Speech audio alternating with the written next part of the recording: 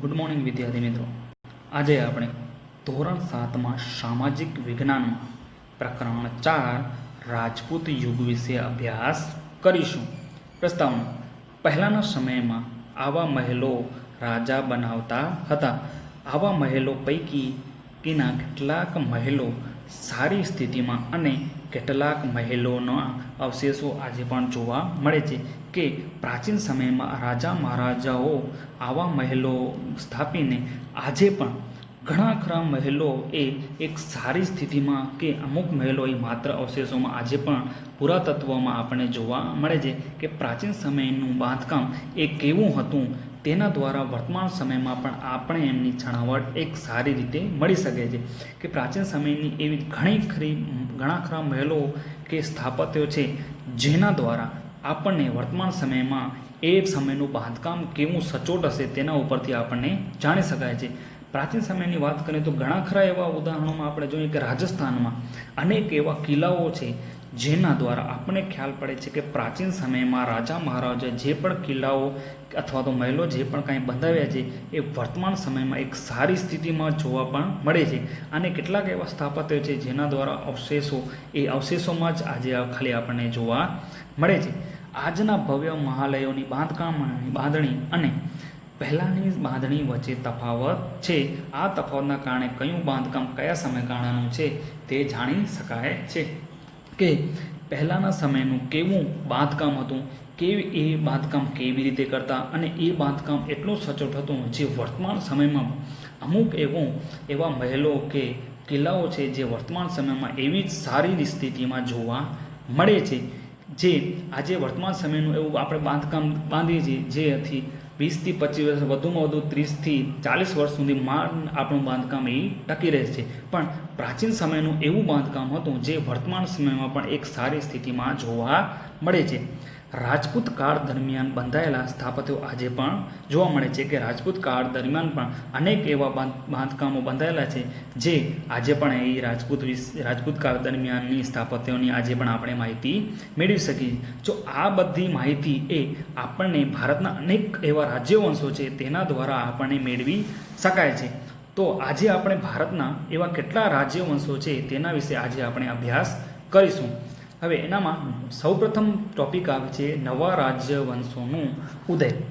સમ્રાટ હર્ષવર્ધનના અવસાન પછી એટલે કે ઈસવીસનની 7મી સદી પછી બાદ શાસન વ્યવસ્થાના ભાગ તરીકે કામ કરતા સામંતો, સરદારો સ્વતંત્ર થવા હલચલ કરવા લાગ્યા. કે આપણે આગળ જોયું એ પ્રમાણે કે ઉત્તરમાં હર્ષવર્ધનનું શાસન હતું કનોજમાં, જેમાં એમણે કુલ 642 સુધી શાસન કર્યું. જેમાં તેમના પોતાના શાસનમાં અનેક એવા વિકાસના કાર્યો કર્યા હતા. એના શાસન પછી કે 7મી સદી પછી જે પણ કંઈક રજપૂત રાજાઓ આવ્યા તે પોતાના રાજ્યમાં કેવી રીતે તે શાસન કરવું તેના વિશે સામંતો અને સરદારો એ હવે સ્વતંત્ર થવા હલચલ મચાવી. કે હર્ષવર્ધનના મૃત્યુ પછી એવા અનેક એવા સામંતો સરદારો હતા જે પોતાની રીતે સ્વતંત્ર રહી અને શાસન ચલાવવા માંગતા હતા. આ સામંતો અને સરદારો સ્વતંત્ર શાસકો બની ગયા જે અલગ અલગ રાજ્યવંશોના નામે ઓળખાય છે. કે આ જે પણ કાંઈ હર્ષવર્ધનના મૃત્યુ પછી જે પણ સામંતો અને સરદારો સ્વતંત્ર થયા એ અનેક ઘણા રાજ્યવંશોમાં એ વિભાજિત થઈ ગયા. જેમાં નકશામાં જોઈ શકીએ છીએ કે આપણે આ ઉત્તરના અને દક્ષિણના આ રાજ્યવંશો જે રાજપૂત યુગ દરમિયાનના એ શાસકોએ ઉત્તરના રાજ્યો અને દક્ષિણના રાજ્યો તરીકે ઓળખાતા હતા. હવે સૌપ્રથમ તો વિદ્યાર્થી મિત્રો આપણે પ્રશ્ન થશે કે આ સામંત એટલે શું? તો સામંત એટલે વિશાળ સામ્રાજ્યને અલગ અલગ પ્રદેશમાં વહેંચવામાં આવતો જે તે પ્રદેશની કર વસૂલી જેને સોંપવામાં આવતી તેને સામંત કહેવામાં આવતો. કે આ રાજાનો જે વિશાળ સામ્રાજ્ય હતું તે સામ્રાજ્યને અલગ અલગ પ્રદેશમાં તેને વિભાજિત કરતો. એટલે કે મુખ્ય 3 ભાગમાં તેમનું વિભાજન કરતો અને તેમની કર વસૂલી તેને સોંપવામાં આવતી તેને સામંત કહેવામાં આવતો. કે આ 3 ભાગમાં વહેંચાયેલા કર વસૂલી કરવા માટે એક સામંતની નિમણૂક કરવામાં આવતી. સામંત જે કર ઉઘરાવતો તેમાંથી અમુક હિસ્સો સમ્રાટને આપતો. કે આ સામંત જે પણ કાંઈ કર ઉઘરાવે એનો અમુક ભાગ એ રાજાને તે આપતો અને બાકીનો જે પણ ભાગ બચતો એ પોતાને લશ્કરમાં વિકાસ કરવા માટે તેમનો ઉપયોગ કરતો. પોતાના સમ્રાટને જ્યારે જરૂર પડતી ત્યારે તે લશ્કરની મદદ કરતો, કે પોતાના રાજાને જ્યારે તેની જરૂર પડતી ત્યારે તે લશ્કર દ્વારા તેમની મદદ કરતો. સમય જતાં સામંતો શક્તિશાળી થતા ગયા. તેમાંથી સામંતશાહી અસ્તિત્વમાં આવી, કે સમય ગયો અને સામંતો એક શક્તિશાળી રાજા બની ગયા અને તેમાંથી સામંતશાહીનો ઉદય થયો. સાતમી સદીની અંતમાં સમ્રાટ હર્ષના સામ્રાજ્યની રાજનૈતિક એકતા તૂટી, કે એમાં હર્ષવર્ધનના સમય પછી એમની એકતા તૂટી ગઈ અને સામંતશાહી શક્તિઓનો ઉદય થયો, કે આ સામંતશાહી શક્તિનો તેમાંથી તેનો ઉદય થયો અને ભારત વર્ષ નાના મોટા ટુકડાઓમાં વિભાજિત થયો. કે હર્ષવર્ધનના સમય પછી જે પણ સામંત સરદારો સ્વતંત્ર થયા તેમાંથી ભારત વર્ષના નાના ટુકડા વિભાજિત થયા અને તેમાંથી અનેક રાજ્યવંશોનો ઉદય થયો. કે આ જે પણ સામંતો અને સ્વતંત્ર સરદારો થયા તેમાંથી ભારત વર્ષમાં અનેક એવા નાના મોટા ટુકડા થયો, જેમાંથી આ રાજ્યવંશનો ઉદય થયો. જેમાં ઉત્તર ભારતમાં ગુર્જર, પ્રતિહાર, પાલ, ચાલુક્ય, પરમાર, ચૌહાણ વગેરે જેવા ઉત્તર ભારતના આ રાજ્યવંશો હતા. અને દક્ષિણ રાજ્યવંશોમાં પલ્લવ, રાષ્ટ્રકૂટ, કલ્યાણી, ચાલુક્યો, ચેર, પાંડ્ય અને ચોલ એ મુખ્ય શાસકો હતા. કે આ આટલા દક્ષિણના ભારતના શાસકો હતા. 8મી થી 12મી સદીના સમયગાળાને પૂર્વ મધ્યકાળ કહે છે. કે એના પહેલાં જે 1 થી 7મી સદી સુધી હર્ષવર્ધને જે શાસન કર્યું, એના પછી જે પણ સદી 8મી થી 12મી સદી સુધીના જે સમયકાળ હતો એને પૂર્વ મધ્યકાળ કહેવામાં આવે છે. આ પૂર્વ મધ્યકાળના મધ્યયુગીન શાસકોને 2 ભાગમાં વહેંચવામાં આવતા. કે આ મધ્યયુગીન શાસકોને 2 ભાગમાં વહેંચવામાં આવતા, જેમાં ઉત્તર ભારતના રાજ્યો અને દક્ષિણ ભારતના રાજ્યો. એ પહેલાં આપણે જોયું કે ઉત્તર ભારતમાં કનોજમાં હર્ષનું શાસન હતું અને દક્ષિણ ભારતમાં પુલકેશી બીજાનું શાસન હતું. કે આ 7મી સદી સુધી ઉત્તરમાં તેમજ દક્ષિણમાં શાસન કર્યું હતું. તો હવે આગળ જોશું ઉત્તર ભારતના રાજ્યોમાં. આપણે આ નકશામાં જોઈ શકીએ છીએ કે ઉત્તર ભારતમાં કયા કયા રાજ્યો આવેલા છે અને દક્ષિણ ભારતમાં કયા કયા રાજ્યો આવેલા છે. સૌપ્રથમ ઉત્તર ભારત. હર્ષ પછીના જે રાજા થયા તેમાં યશોવર્માની એક શક્તિશાળી શાસક તરીકે ગણના થાય છે. કે હર્ષ પછીના કનોજના જે રાજા થયા, કે હર્ષે ઉત્તર ભારતમાં જે કનોજની એની શાસનની રાજધાની હતી, તેના પછી એનામાં યશોવર્મા નામનો શાસક એક શક્તિશાળી શાસકની ગણના તેમને થતી હતી. ઉત્તર ભારતમાં યશોવર્માની એક શક્તિશાળી શાસક તરીકે તેની ગણના થતી હતી. તેના પછીના સમયમાં કનોજમાં પ્રતિહાર વંશનું શાસન સ્થાપાયું. કે યશોવર્મા પછી પ્રતિહાર વંશનું કનોજમાં જે ઉત્તર ભારતમાં આવેલ છે એનામાં પ્રતિહાર વંશનું શાસન સ્થાપાયું. આ પ્રતિહારોએ ભારતને આરબોના આક્રમણમાંથી બચાવ્યું હતું. કે આ પ્રતિહાર વંશના જે પણ કાંઈ શાસકોએ ભારતના આરબોને આક્રમણમાંથી તેમને બચાવ્યું હશું. આ વંશમાં મિહિર ભોજ નામનો શક્તિશાળી શાસક થયો. કે આ પ્રતિહાર વંશનો મિહિર ભોજ નામનો શાસક એ શક્તિશાળી શાસક હતો, જેમણે આરબોના આક્રમણમાંથી બચાવ્યું હતું. આ પ્રતિહાર રાજા ઇતિહાસમાં ભોજ કે મિહિર ભોજ તરીકે ઓળખાય છે. કે આ જે પ્રતિહાર રાજા છે એ ભોજ એ ઇતિહાસમાં તેમને ભોજ કે મિહિર ભોજ તરીકે ઓળખવામાં આવે છે. તેમના શાસન દરમિયાન તેમણે રાષ્ટ્રકૂટો સાથે લડાઈ થતી હતી. આ જે પ્રતિહાર વંશના શાસકો છે તેમના સાથે રાષ્ટ્રકૂટો સાથે હંમેશા તેમની લડાઈ થતી હતી. માળવામાં પરમાર વંશનું શાસન હતું. એના પછી માળવામાં પરમાર વંશનું શાસન સ્થપાયું. ઉજ્જૈન અને ધારાનગરી માળવાના મુખ્ય શહેરો હતા. કે જ્યાં પરમાર વંશનું શાસન આવ્યું એનામાં ઉજ્જૈન અને ધારાનગરી એ એમના મુખ્ય શહેરો હતા. હવે ધારાનગરી એટલે કે વર્તમાન સમયના મધ્યપ્રદેશ રાજ્યનો ધાર જિલ્લો, જે વર્તમાન સમયમાં મધ્યપ્રદેશમાં આવેલો એક ધાર જિલ્લો એ તે સમયનું ધારાનગરી હતું. પરમાર વંશના મુંજ અને ભોજ શાસક તરીકે તો હતા જ, સાથે સાથે તે કવિઓ પણ હતા. કે પરમાર વંશના મુંજ અને ભોજ એ સારા શાસકો તો હતા, સાથે સાથે એ કવિઓ પણ હતા. હવે તમને ભોજ વિશે વાત કરું તો ભોજ ધારાનગરીમાં જે આવેલ શાસક છે એ થોડેક દૂર તેલંગ વંશ દેશના રાજા ગંગુ રાજ્ય ત્યાં રાજ્ય કરતું હતું, કે ધારાનગરીથી થોડે દૂર તેલંગ દેશના રાજા ગંગુનું રાજ્ય હતું, અને રાજા ભોજે તે રાજ્યને પોતાના રાજ્યમાં જોડી દીધું. ત્યારથી જ આ એક કહેવત ઊભી કે કહાં રાજા ભોજ ઓર કહાં ગંગુ તેલી. રાજા ભોજ એ એક સારો કવિ પણ હતો. તેઓ રાજ્ય દરબારમાં વિદ્વાનોને આશ્રય આપતા હતા. રાજા ભોજે તો ધારાનગરીને વિદ્યાનગરી બનાવવા અને સંસ્કૃત સાહિત્યના અભ્યાસ માટે ત્યાં વિદ્યાપીઠ પણ સ્થાપી. કે આ રાજા ભોજે ધારાનગરીને વિદ્યાનગરી બનાવી, કે તેના સમયમાં તેમણે ધારાનગરીમાં એક સંસ્કૃત સાહિત્યના અભ્યાસ માટે ત્યાં વિદ્યાપીઠ પણ સ્થાપી હતી. આગળ આ સમયમાં અનેક સ્થાપત્યો બન્યા, કે તેના સમય દરમિયાન અનેક એવા સ્થાપત્યો બન્યા હતા.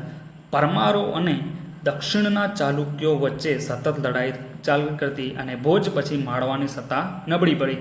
કે આ પરમારો અને દક્ષિણના જે ચાલુક્ય હતા એમના સાથે તેઓનું સતત એ લડાઈ ચાલતી હતી, અને ભોજ પછી માળવાની સત્તા નબળી પડી. કે છેલ્લો એ ભોજ જ્યારે મૃત્યુ પામ્યો એના પછી માળવાના જે પણ શાસકો આવ્યા તેમાં તેમની સત્તા એ નબળી પડી. બિહારમાં અને બંગાળામાં પાલ વંશના અને સેન વંશના શાસકોનું શાસન કરતા હતા. કે બિહારમાં એના પછી પાલ વંશ અને સેન વંશના શાસકો બિહાર અને બંગાળમાં તેઓ શાસન કરતા હતા. પાલ વંશમાં એ પોતાની નામની પાછળ પાલ તરીકે તેમનું શાસકનું નામ જોડાતું હતું. દાખલા તરીકે આપણે જોઈએ કે ધર્મપાલ, તે પાલ વંશના શાસકોમાં ધર્મપાલ, દેવપાલ, નારાયણપાલ, મહિપાલ, નયપાલ વગેરે જેવા શાસકોએ પાલ વંશનો સ્થાપના કરીને પોતાનું શાસન આગળ વધાવ્યું હતું. ચૌહાણ કે ચાહમન વંશના અનેક રાજપૂત સરદારો રાજસ્થાનના વિવિધ ભાગોમાં ઈસવીસન 7મી અને 8મી સદીમાં રાજ્ય કરતા હતા. ચૌહાણો એના પછી પાલ વંશ પછી ચૌહાણ વંશના અનેક રાજપૂત રાજાઓ એ રાજસ્થાન વિસ્તારમાં અલગ અલગ ભાગોમાં એ રાજ્ય કરતા હતા. તેમાંથી એક શાખા 8મી સદીના પ્રારંભમાં અજમેરની ઉત્તરે સાંભર સરોવર નજીક શાકંભરી નામના સ્થળે રાજ્ય કરતી હતી. કે આ જે પણ કંઈ 7 કે 8મી સદી સુધી શાસન કર્યું એમાંથી એક શાખા જે 8મી સદીમાં આરંભમાં એ અજમેરની ઉત્તરે સાંભર સરોવર આવેલ છે ત્યાં શાકંભરી નામના સ્થળે તે પોતે રાજ્ય કરતી હતી. કયા વંશ? ચૌહાણ વંશ. 12મી સદીમાં અભયરાજ શાકંભરી ગાદીએ આવ્યો. કે 12મી સદીમાં અજયરાજ નામનો શાકંભરી એ ગાદીએ આવ્યો, અને તેના સમયમાં અજયમેરુ નામના નગરની તેમણે સ્થાપના કરી. કે આ 12મી સદીમાં અજયરાજ આવ્યો, તેમણે પોતાના નામ પરથી અજયમેરુ નામની નગરની સ્થાપના કરી, જે પાછળથી અજમેર તરીકે ઓળખવામાં આવ્યું, જે વર્તમાન સમયમાં આપણે એમને અજમેર તરીકે ઓળખીએ છીએ. ચૌહાણ વંશના શાસકોએ તોમરની રાજધાની ઢીલક, જે વર્તમાન સમયની દિલ્હી છે, તેના ઉપર વિજય મેળવી રાજ્ય સ્થાપ્યું. કે ચૌહાણ વંશના તોમર એ પોતાની રાજધાની દિલ્હી રાખી હતી. આ વંશમાં પૃથ્વીરાજ ત્રીજો અને અથવા તો રાયપિથોરા નામનો પ્રતાપી રાજા છે. કે ચૌહાણ વંશના પ્રતાપી રાજા પૃથ્વીરાજ ત્રીજો, જે આપણે એમને પૃથ્વીરાજ ચૌહાણ તરીકે ઓળખીએ છીએ, તે પ્રાચીન ભારતનો અદ્વિતીય સ્થાન ધરાવે છે. કે તે સમયમાં ઇતિહાસમાં અદ્વિતીય સ્થાન ધરાવે છે. તેના સમયમાં યુદ્ધના મેદાનમાં તેણે કરેલા પરાક્રમો અને વીરકથા અને લોકગીતોનો તે વિષય બનેલા છે. કે તેના ઉપરથી અનેક એવા ઉદાહરણો તેમની વીરકથાના આજે પણ આપણે એમના જોઈએ છીએ. ચંદબરદાઈ નામના વિખ્યાત કવિએ તેમના પ્રસિદ્ધ મહાકાવ્ય પૃથ્વીરાજ રાસોમાં પૃથ્વીરાજ ચૌહાણની વીરકથા આલેખી છે. કે આ પૃથ્વીરાજ ચૌહાણ વિશેની અનેક એવી માહિતી એ ચંદબરદાઈ પોતાના મહાકાવ્ય પૃથ્વીરાજ રાસોમાં આજે પણ આપણે એમની વીરકથાની અનેક કહાનીઓ જોવા મળે છે. એક ઉદાહરણ કહીએ તો પૃથ્વીરાજ ચૌહાણ અને મોહમ્મદ ઘોરી વચ્ચે તરાઈના યુદ્ધમાં એમણે મોહમ્મદ ઘોરીને હાર આપી હતી 1172માં.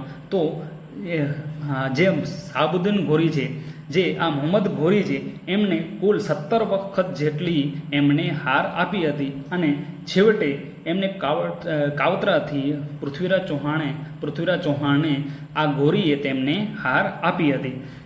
તો આ પ્રસિદ્ધ એવા પૃથ્વીરાજ ચૌહાણ જે ઇતિહાસમાં એક વીરકથા તરીકે આજે પણ તેમની ગણના થાય છે.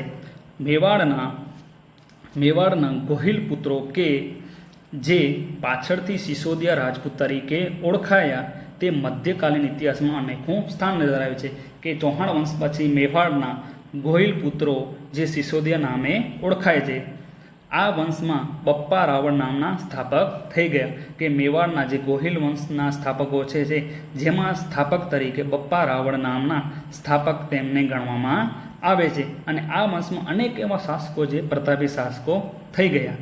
રાજપૂત કાળ દરમિયાન મધ્યપ્રદેશમાં નર્મદા નદીની દક્ષિણે જબલપુર આસપાસના પ્રદેશોમાં ચેદી વંશના શાસકો રાજ્ય કરતા હતા કે આ ગોહિલો પછી એ ચેદી વંશના શાસકોનું શાસન હતું જે કલચુરીઓનું ચેદી રાજ્ય તરીકે ઓળખાતું. જે આ ચેદી વંશના શાસકો છે જે કલચુરીનું એ ચેદી રાજ્ય તરીકે તેમનું ગણના થતી હતી. તેમની રાજધાની ત્રિપુટી હતી જે વર્તમાન તેવરમાં આવેલી છે કે આ ચેદી વંશનું જે રાજ્ય હતું તેમની રાજધાની એ ત્રિપુટી છે. મધ્યકાળમાં ગુજરાતમાં અણહિલવોળ પાટણમાં રજપૂત વંશના ચાવડા વંશ અને પછી સોલંકી વંશનું શાસન હતું કે એ પછી આ ચેદી વંશ પછી એ અણહિલપુર પાટણમાં રાજપૂત રાજાઓ તરીકે વંશ તરીકે ચાવડા વંશ અને એના પછી સોલંકી વંશનું શાસન આવ્યું. તો વિદ્યાર્થી મિત્રો આજે આપણે જોયું કે આ ઉત્તર ભારતમાં અનેક એવા શાસકોએ રાજ્યવંશોએ શાસન કર્યું જેમાં અલગ અલગ રાજ્યવંશોમાંનો આપણે માહિતી મેળવી. જેમાં ઉત્તર ભારતમાં ગુર્જરો, પ્રતિહારો, પાલ વંશ, ચાલુક્ય વંશ, પરમાર વંશ વગેરે જેવા વંશોની આજે આપણે માહિતી મેળવી. તો આવું જ હવે આગળના તાસમાં આપણે દક્ષિણ ભારત વિશે અભ્યાસ કરીશું. Thank you.